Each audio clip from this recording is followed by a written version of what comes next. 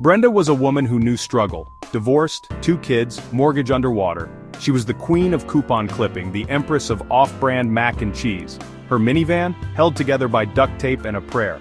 But Brenda had a secret that kept her afloat in a sea of financial despair. A secret that involved albino squirrels.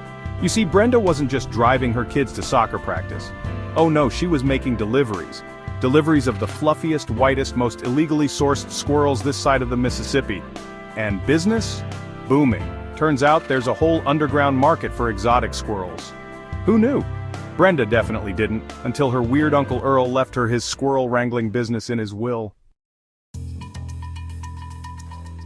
Brenda quickly learned the ropes. Or should we say the tiny leashes. She discovered a hidden world of squirrel enthusiasts, eccentric collectors, bored housewives, even a guy who swore he could teach them to sing opera. Her suburban home transformed at night. The living room became a packing station, complete with tiny harnesses and miniature blindfolds, for humane transport, Brenda insisted. The kids? Completely oblivious. They thought mom was just really into arts and crafts with all those nutshells glued to cardboard boxes. Little did they know those boxes held precious cargo fluffy 4-legged gold mines. And Brenda? She was starting to enjoy this. The thrill, the danger, the endless supply of acorns. It was a nice change of pace from arguing with the HOA about her overgrown hydrangeas. But the suburban squirrel trade wasn't all sunshine and sunflower seeds. Brenda had competition. Ruth, the Pilates instructor down the street, had also stumbled upon the lucrative world of albino squirrel trafficking. Ruth, with her Lululemon leggings and organic acorn supply, was a formidable foe. She even started a loyalty program, 10 squirrels, get 1 free. Brenda was outraged. This was war. The battle for suburban squirrel domination was on. Ruth started leaving cryptic messages on community bulletin boards. Brenda retaliated by replacing Ruth's sugar-free creamer with heavy cream. Things were getting ugly. Brenda knew she had to up her game. She needed a plan, a strategy, a way to corner the market and become the undisputed squirrel queenpin of suburbia. Operation Fluffytail was a go. The annual PTA bake sale was the highlight of the year for many parents. For Brenda, it was more than just a chance to showcase her baking skills. It was her moment to shine, to outdo everyone else, especially Ruth. This year, she had a plan. She'd bake a cake. But not just any cake. No, Brenda had something special in mind. She decided to create a cake shaped like a giant acorn, filled with her secret ingredient, squirrel pheromones. It was an unusual choice, but Brenda was confident. Her plan was simple, yet devious. She aimed to lure in all the squirrels from the surrounding neighborhoods. Albino, regular, it didn't matter to her. She wasn't picky. During the ensuing chaos, Brenda would swoop in, scoop up the rare white squirrels, and leave Ruth to deal with the rest of the mess. It was foolproof, or so she thought. The night of the bake sale finally arrived. The school gym was bustling with activity as parents set up their tables, displaying an array of baked goods. Brenda, sweating profusely and covered in powdered sugar, carefully placed her masterpiece on the table. It was horrifying to look at. The acorn cake looked more like a lumpy brown blob than an acorn. But the smell? It was intoxicating, a mix of sweet and something else entirely. Squirrels started pouring in from everywhere, their tiny noses twitching as they followed the irresistible scent. Within minutes, the school gym was overrun with furry bodies. Squirrels were leaping, scratching, and fighting over crumbs of Brenda's pheromone-laced monstrosity. The scene was pure chaos, exactly as Brenda had planned. Section 5. Busted! Or so we thought. Just as Brenda was about to make her move, a voice boomed over the loudspeaker. Brenda Peterson, report to the principal's office immediately. Busted. She knew it. The jig was up. As she trudged to the principal's office, visions of jail cells and orange jumpsuits flashed before her eyes. Her squirrel dealing days were over. She'd be lucky if she even got visitation rights with Fluffy, her prize-winning albino breeder. But wait. What was that coming from the principal's office? Was that laughter? Brenda cautiously opened the door to find the principal, Mr. Johnson, doubled over, tears streaming down his face. Section 6. Going Nuts, the Suburban Black Market. In the quiet, tree-lined streets of suburbia, where everything seems picture-perfect, a hidden world thrives beneath the surface. Mr. Johnson composed himself, wiping his eyes with a handkerchief. He had just witnessed something extraordinary, something that shook him to his core. "Brenda," he wheezed, "I've never seen anything so creative. That acorn cake, brilliant. It wasn't just a cake, it was a masterpiece, a symbol of her ingenuity." Turns out Mr. Johnson wasn't angry, he was impressed, deeply impressed. He saw in Brenda a spark, a potential that could be harnessed, and more than a little terrified of the chaos Brenda had unleashed. The kitchen was a war zone, but amidst the chaos there was brilliance. See, Mr. Johnson had a secret too, a secret that could rival Brenda's creativity. He ran a high-stakes, underground, gerbil fighting ring, and those pheromones, they were the key to his success, the secret ingredient to his operation. They had sent his prize fighters into a frenzy. The normally calm and collected gerbils were now uncontrollable, a whirlwind of fur and claws. The whole operation was compromised. Cages were broken, the arena in disarray. It was a disaster. But Mr. Johnson saw potential in Brenda. She was a natural. Her ability to create chaos could be turned into an asset.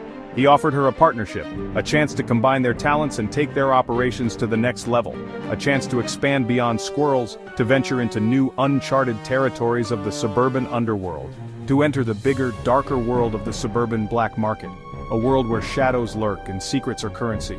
They could corner the exotic pet trade, becoming the kingpins of this hidden economy, dominate the PTA bake sales, turning simple fundraisers into lucrative ventures, maybe even take over the carpool lane. The possibilities were endless, and together they could rule the suburban black market. Section 7, Double Life, Double Trouble. Brenda's life became even more complicated. By day she was still the frazzled soccer mom, trying to remember which kid had a nut allergy. By night she was a criminal mastermind, negotiating deals with shady characters in the back alleys of Chuck E. Cheese. She started a side hustle selling tiny squirrel-sized sunglasses and hoodies, launched a line of organic free-range acorns, even wrote a self-help book, From Minivan to Moneymaker, How to Monetize Your Inner Squirrel Mama. But the stress was getting to her. The constant lying, the fear of getting caught, the squirrel bites, those little suckers drew blood. Brenda was starting to think maybe a life of crime wasn't all it was cracked up to be. Section 8. A Change of Heart. One evening, while stuffing a wad of cash into a hollowed-out encyclopedia of birds of North America, Brenda realized something. This wasn't her. She missed baking cookies, not cooking the books. She missed PTA meetings, even the ones where they argued about the school mascot. Brenda decided to get out. She'd release the squirrels, donate the money to the school library, anonymously of course, and go back to her simple, albeit financially challenged, life. She gathered all her supplies, the cages, the tiny leashes, the Squirrel Training for Dummies book. She called Mr. Johnson, told him she was out. He just laughed, said she'd be back. He always knew how to push her buttons. Section 9.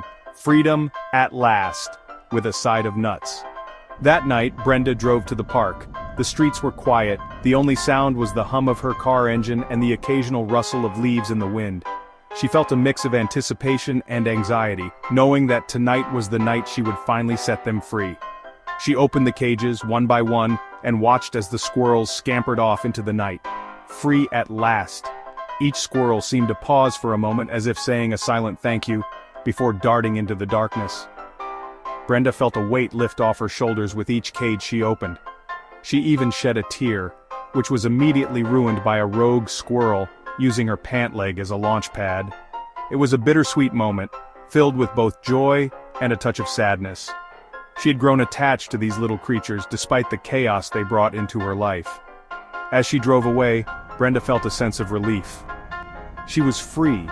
The night air felt fresher, the stars seemed brighter. She was free from the squirrel mafia, free from the lies, free from the constant fear of getting a surprise inspection from Fish and Wildlife. It was a new beginning. Free from the squirrel mafia, free from the lies, free from the constant fear of getting a surprise inspection from Fish and Wildlife. She glanced in the rear-view mirror, half expecting to see a tiny, furry face peeking back at her, but there was nothing. Just the open road ahead. She pulled into her driveway, exhausted but exhilarated. The house looked the same, but everything felt different. She was different. She had taken control of her life, and it felt incredible. As she got out of the car, she noticed something strange. A small white figure perched on her porch railing. Her heart skipped a beat. A small, white figure perched on her porch railing. It was Fluffy, her prize-winning albino squirrel, the one she thought she had set free. It was Fluffy, her prize-winning albino squirrel, and in his tiny paws he held a miniature suitcase overflowing with cash. Brenda couldn't believe her eyes. And in his tiny paws he held a miniature suitcase overflowing with cash. It was as if Fluffy had been on a secret mission of his own. Brenda chuckled at the absurdity of it all. Turns out you can take the squirrel out of the black market, but you can't take the black market out of the squirrel. Brenda sighed. She realized that her life was never going to be normal, and maybe that was okay. It seemed her retirement was going to have to wait. There were still adventures to be had, mysteries to solve, and perhaps a few more squirrels to set free. Some things, like tiny furry criminals, were just meant to be. Brenda smiled, knowing that life would always be full of surprises. The end?